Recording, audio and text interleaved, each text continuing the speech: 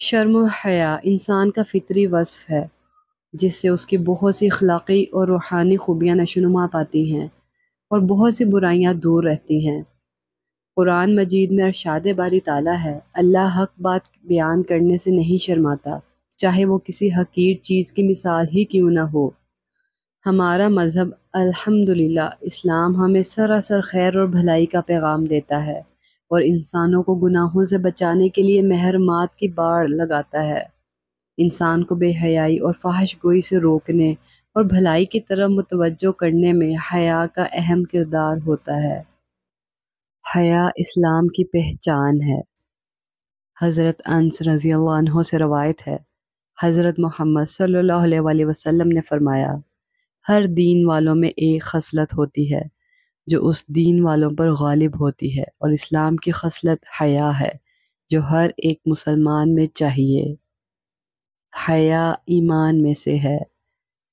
سیدنا ابو ہریرہ رضی اللہ عنہ سے روایت ہے کہ حضرت محمد صلی اللہ علیہ وآلہ وسلم نے فرمایا، حیا ایمان کا ایک ٹکڑا ہے اور ایمان کا انجام جنت ہے، اور بے حیائی ظلم ہے اور ظلم کا انجام دوزخ ہے۔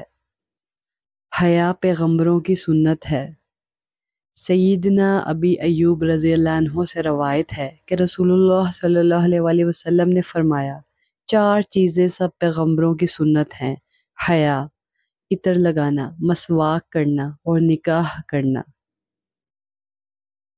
حیا ایمان کی شاخ ہے۔ حضرت محمد صلی اللہ علیہ وآلہ وسلم نے فرمایا، ایمان کی دو شاخیں ہیں، حیا اور کلام میں تعامل کرنا، اور دو شاخیں نفاقی ہیں، بیہودہ گوئی اور بہت کلام کرنا۔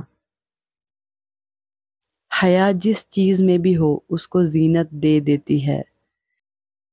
سیدنا انس سے روایت ہے کہ رسول اللہ صلی اللہ علیہ وآلہ وسلم نے فرمایا، بدگوئی جس چیز میں بھی ہو اس کو خراب کر دیتی ہے، اور حیا جس چیز میں بھی ہو اس کو زینت دے دیتی ہے۔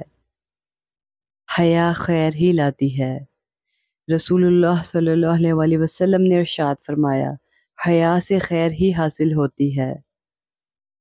جب حیا نہ رہے، سیدنا ابو مسعود انصاری رضی اللہ عنہ نے بیان کیا کہ نبی صلی اللہ علیہ وآلہ وسلم نے فرمایا، اگلے پیغمبروں کا کلام جو لوگوں کو ملا اس میں بھی یہ ہے کہ جب شرم ہی نہ رہی ہو تو پھر جو جی چاہے وہ کر۔